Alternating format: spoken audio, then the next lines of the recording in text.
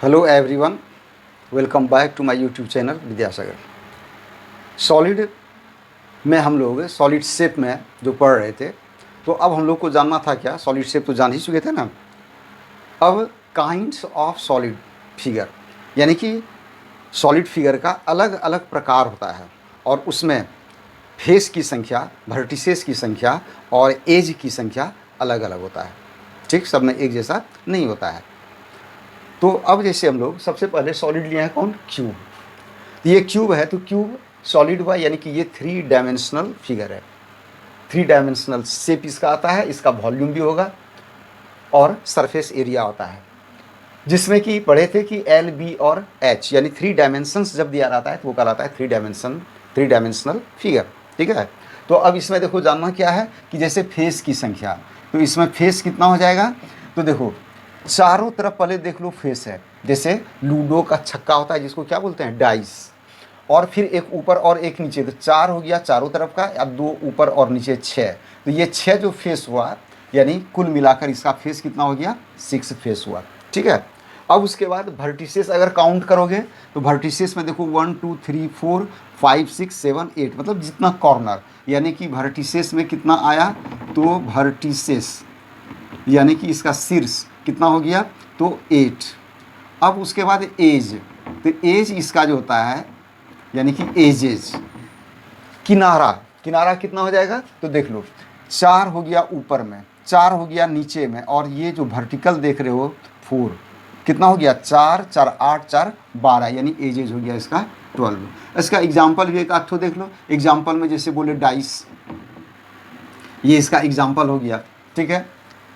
और फिर जैसे होता है इसका बोलते हैं आइस क्यूब, वो भी इसका एग्जाम्पल दे सकते हैं। इस तरह का जो शेप का आएगा वो इसका एग्जाम्पल में आ जाएगा। उसके बाद हमको क्या है, क्यूबाइड। क्यूबाइड में सेम चीज़ होता है, खाली डिफरेंस क्या होता है कि इसका जितना भी फेस हुआ, सभी फेस इक्वल एरिया का हो जाएगा। सब मतलब कि वो होता है स्क्वायर शेप का, इसमें क्या होता है, सब रेक्टेंगुलर होता है, लेकिन सरफेस यानी फेस उतना ही 6 होगा, वर्टिसेस 8 होगा, एज 12 होगा। इसका एग्जाम्पल में जैसे मान लो ब्रिक है, ब्रिक एग्जाम्पल, बुक है, बॉक्स है, अलमीरा है, इसका ढेर सारा एग्जाम्पल्स है। उसके बाद जैसे हम लोग चलें किसमें, सिलेंडर में। तो ये सिलेंडर जैसे देख रहे हो, तो सिलेंडर में देखो क्या है कि इसका 2 सरफेस, एक ऊपर और एक नीचे।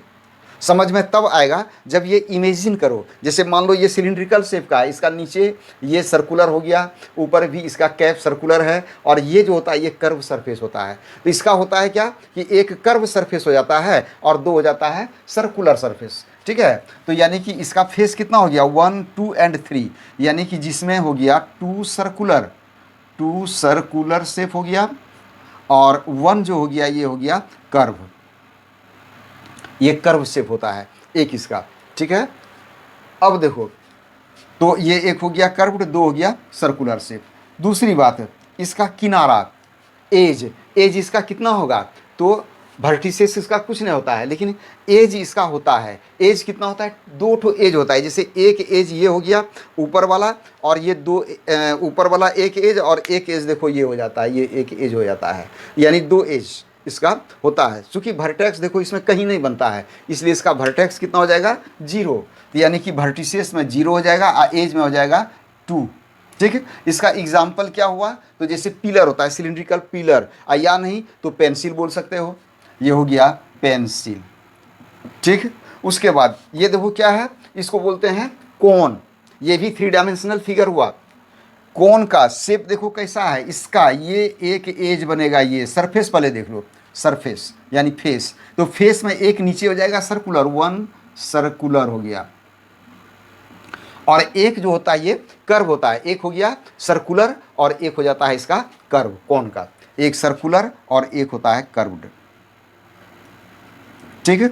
और उसके बाद दूसरी बात ये कि इसका अगर हम देखते हैं वर्टिसेस, तो इसका वर्टिसेस मिलेगा, एक तो वर्टिसेस मिलेगा, ये इसका देखो 1 वर्टिसेस, ये वर्टेक्स यहाँ पर है, यानी वर्टेक्स हो गया इसका 1। दूसरी बात क्या है, एजेज, एज एक किनारा नीचे में बनेगा, एक कर्व्ड एज इसका हो जाएगा, यानी कि 1 कर्व्ड एज। ठीक है। एक तो एज इसका होता है। अब इसका एग्जाम्पल जैसे देखो, एग्जाम्पल में हो गया जैसे मान लो टेंट बोलते हैं, conical tent, temple top, temple यानी मंदिर जो बनता है ऊपर में देखे होगे इस तरह का शेप होता है, उसी को बोलते हैं टेम्पल टॉप। ठीक है, अब तो ये हो गया। अब देखो इसमें अभी जो हम लोगों ने सॉलिड देखा, तो इसमें फेस, वर्टिसेस और एज सब में एक जैसा नहीं आता है, सबका अलग अलग होता है। ठीक है ना। अब एक चीज़ हम लोग को देखो देखना है, उसको बोलते हैं यूलर्स फार्मूला। यूलर्स फार्मूला यानी एक फार्मूला है, वो क्या चीज़ फार्मूला होता है, तो वह अभी जो हम लोग पढ़े कि फेस, एज और वर्टिसेस, ये तीनों के बीच एक रिलेशन होता है। और एक मैथमेटिशियन थे, द ग्रेट मैथमेटिशियन, ठीक है, द ग्रेट मैथमेटिशियन यूलर, उन्होंने ही ये रिलेशंस दिया था among vertices, face and edge. Formula ये दिया है कि एफ प्लस भी और माइनस ई इक्वल टू 2। देखो एकदम आसानी से याद रहेगा। अल्फ़ाबेट में सबसे पहले मिलेगा तुमको ई, उसके बाद तब मिलता है एफ, उसके बाद भी मिलता है। तो जो सबसे पहले मिला वो बेचारा माइनस में हो जाता है इसमें। ठीक है, अब बाकी ये दोनों आ जाता है प्लस में, इसलिए आसानी से याद रहेगा एफ प्लस भी माइनस ई। किसी भी सॉलिड के लिए अगर इस चीज़ का वेरीफाई करोगे, देखो मान 2 आएगा। जैसे मान लो तुम चले आओ क्यूबॉइड में, तो क्यूबॉइड में अभी पढ़े कि उसका फेस कितना होता है, क्यूबॉइड का फेस, तो फेस उसका होता है 6। क्यूबॉइड में अभी पढ़े ना 6 फेसेस, तो ये हो गया 6। और वर्टिसेस कॉर्नर, कैटू कॉर्नर, एक तरफ में 4 कॉर्नर, एक दूसरे तरफ में 4 कॉर्नर, तो कितना हो गया 8। और माइनस एज कितना उसका था, किनारा कितना था, तो 4 ऊपर 4 नीचे और 4 वर्टिकल वाला, तो कितना हो गया 12। यानी कि 6 + 8 - 12 करो, देखो कितना आ जाएगा 2 आ जाएगा। मिल गया ना ये। तो यही फॉर्मूला जो है, ये फॉर्मूला कहलाता है यूलर्स फार्मूला। और इस सॉलिड पर प्रॉब्लम्स होता है, दिया जाता है बनाने के लिए, सॉल्व करने, मतलब ऑब्जेक्टिव भी हो सकता है और थोड़ा सा लॉन्ग में भी आ सकता है। ठीक, अब किताब निकाल के उसका बढ़िया से स्टडी करना, बना के देना। Okay, thank you.